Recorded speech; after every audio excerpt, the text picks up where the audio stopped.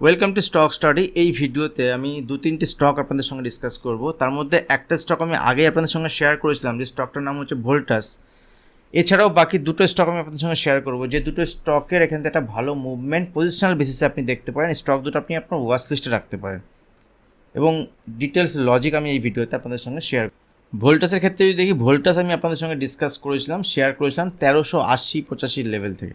ঠিক আছে, যদি আমি একটুখানি উইকলি চার্ট দেখে নিই বা যদি আমি এখানে মান্থলি চার্ট দেখি, দেখুন মান্থলি চার্টে ভোল্টাসের এই মাসে এখনও পর্যন্ত এই মাস শেষ হয়নি, এই মাসে কিন্তু একটা পজিটিভ সাইডে মুভমেন্ট হয়েছে উইথ ভলিউম। যদি আমরা ভলিউম দেখি, এখানে একটা পজিটিভ সাইডে মুভমেন্ট হয়েছে এবং এই স্টকটি 2022 সালে দেখুন একটা রেঞ্জ বানিয়ে এখান থেকে ফল হয়েছিল এবং এই ফলটা যদি দেখেন হায়ার লেভেল থেকে, ভোল্টাসের এখান থেকে ফল হয়েছিল হায়ার লেভেল থেকে যদি দেখি, মোটামুটি এখান থেকে 47% একটা ফল উপরের লেভেল থেকে দিয়েছিল, 40%, মোর দ্যান 40%। ফল হওয়ার পরে ভোল্টাস এখান থেকে কিন্তু একটা পজিটিভ সাইডে মুভমেন্ট দিয়েছে এবং এই সিজনে, যে সিজন চলছে এখন সামার সিজন, প্রচণ্ড গরমে প্রচুর এসি দেখবেন বিক্রি হচ্ছে। এবার এই যে এসি বিক্রি হচ্ছে বা ভোল্টাসের যে সেল বাড়ছে, এই সেলটা কিন্তু রিফ্লেক্ট হবে নেক্সট কোয়ার্টারের যে রেজাল্ট আসবে এবং যখনই রেজাল্ট আসবে, যদি রেজাল্ট ভালো হয় তাহলে ভোল্টাস অলরেডি সেই সময় অনেকটা পজিটিভে থাকবে, তখন বলবেন যে স্টক ডিসকাউন্টে চলছে, মানে এর ভালো রেজাল্ট হচ্ছে এবং স্টক তার জন্য বেড়েও গেছে। তাছাড়াও যদি আমরা লজিক দেখি, এখানে ভোল্টাস 2022 সাল থেকে 2024 এই যে 2 বছরের যে রেঞ্জ, সেই রেঞ্জটা ব্রেক করেছে। মান্থলি চার্টে যদি আমরা দেখি, এই মাসে ব্রেক করেছে, এখনও দুদিন বাকি আছে এই মাসে। উইকলি চার্ট যদি আমরা দেখি, দেখুন উইকলি চার্টে আমরা দেখতে পাবো যে ভোল্টাস এখান থেকে সেম ব্রেক করেছে। ডেলি চার্টে যদি আমরা দেখি, ডেলি চার্ট টাইম ফ্রেম, যত ছোটো টাইম ফ্রেম দেখবেন তত নয়েজ মার্কেটে বেশি থাকে। কারণ আপনার যদি পজিশনাল বেসিসে কাজ করেন, তাহলে এখান থেকে 1-2 মাস, 3 মাস, 6 মাসের ভিউ নিয়ে আপনি কাজ করছেন। তো দেখুন এই রেঞ্জ কিন্তু ভোল্টেজ এখানে ব্রেক করেছে। যদি স্টকের এখান থেকে বা মার্কেটে ছোটোখাটো কারেকশান আসে, স্টক যদি এখান থেকে নিচে আসে, সেক্ষেত্রে 1350 পর্যন্ত কিন্তু স্টকে আগামী দিনে বাইং সাইডে প্ল্যান করা যেতে পারে, ভাবতে পারেন বাইং সাইড, আপনি ওয়াচ লিস্টে রাখুন স্টকটি। এই যে মুভমেন্ট এখানে হয়েছে, প্রথমে দেখুন এই যে ক্যান্ডেলটা এখানে উইথ ভলিউম হয়েছিল, তারপরে দেখুন এখানে আস্তে আস্তে ভলিউম একটু কমেছে, বাট এভারেজ ভলিউম যেটা আছে, এভারেজ ভলিউমের মতোই মধ্যে কিন্তু আছে। যদি স্টকে ছোটোখাটো কারেকশান হয়, ছোটোখাটো ফল হয়, সেক্ষেত্রে 1350, 1340 এইসব লেভেল থেকে দেখতে হবে যদি রিভার্সাল, নাহলে এখান থেকে স্টক কন্টিনিউ উপরের দিকে মুভমেন্টও হতে পারে। বাট খারাপ সিচুয়েশান যদি আসে, বাজারে কোনো কারণে যদি ফল আসে, সেক্ষেত্রে কিন্তু এই স্টকটি আপনার নজরে থাকবে, লং সাইডে এই স্টকটি থাকবে, কারণ 2 বছরের রেঞ্জকে ব্রেক করেছে। দেখুন এখান থেকে যদি স্টকের উপরের দিকে মুভমেন্ট হয়, কতটা মুভমেন্ট হতে পারে, 2 মাস 6 মাস লাগতে পারে, টাইম দিতে হবে আপনাকে। পজিশনাল ভিজিট আপনি দেখেন, স্টপ লস তো আপনার ছোটো, স্টপ লস তো আমার কাছে হাতে রয়েছে।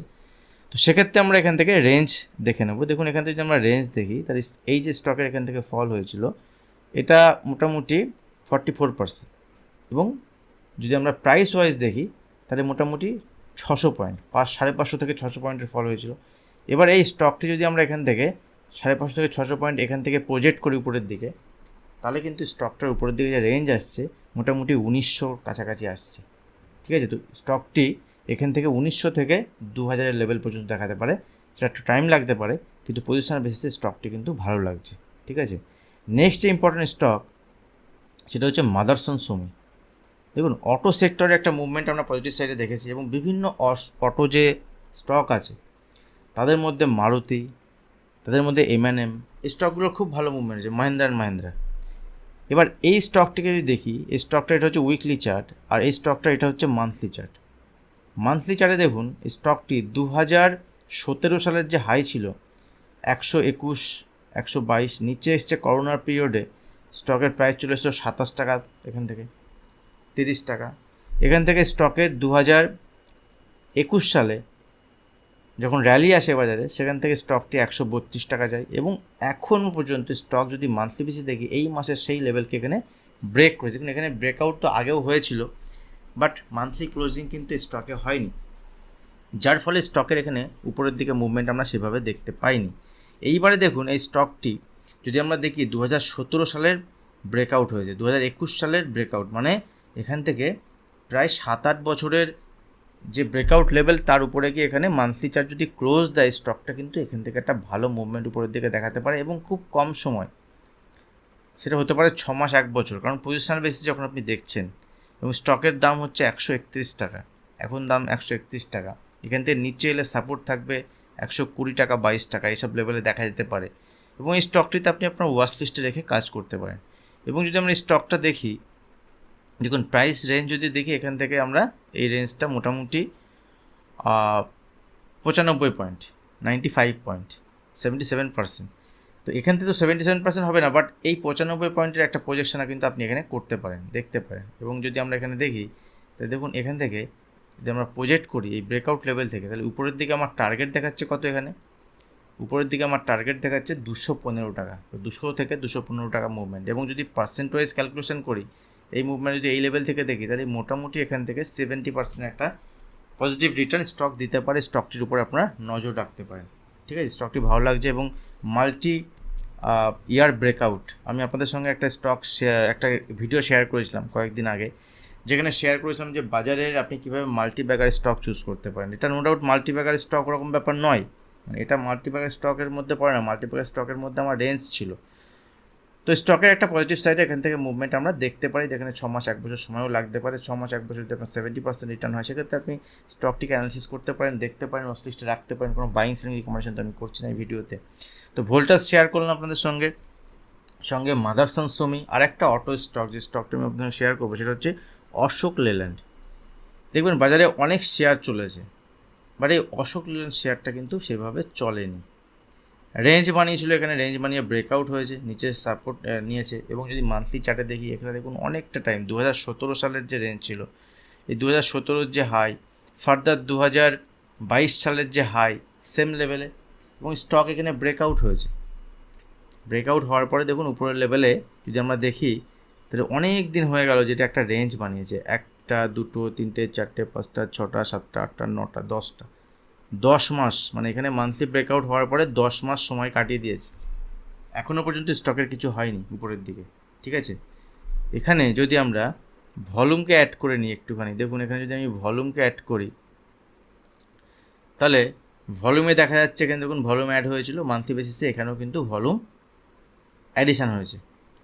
তো ফার্দার একটা ব্রেকআউট এই লেভেলে, এই 10 মাসের যে রেঞ্জ সেখানে দেখাচ্ছে। যদি আমরা এখান থেকে উইকলি চার্ট দেখি, তখন উইকলি চার্টেও কিন্তু এটা ব্রেকআউট লেভেলের কাছে ট্রেড করছে, বাট এখনও ব্রেকআউট হয়নি। বড় ব্রেকআউট হয়ে গেছে, বাট এখানে রেঞ্জের মধ্যে সময় কাটাচ্ছে, টাইম নষ্ট করছে, ঠিক আছে।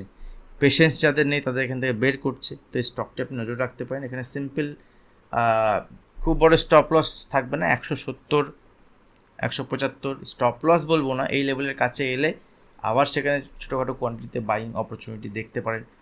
উপরের দিকে এখানে ব্রেকআউট হলে স্টকের উপরের দিকে একটা ভালো মুভমেন্ট দেখাতে পারে।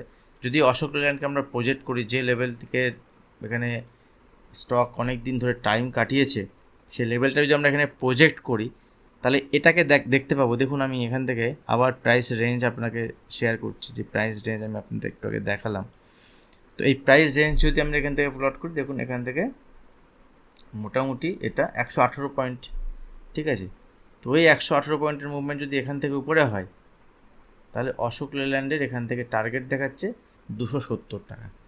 তাহলে 250 থেকে 270 টাকার টার্গেট এখান থেকে স্টকের কিন্তু একটা দেখাতে পারে, সময় লাগতে পারে, বাট যারা পজিশনাল বেসিসে কাজ করেন তারা স্টকটার উপরে নজর রাখতে পারেন।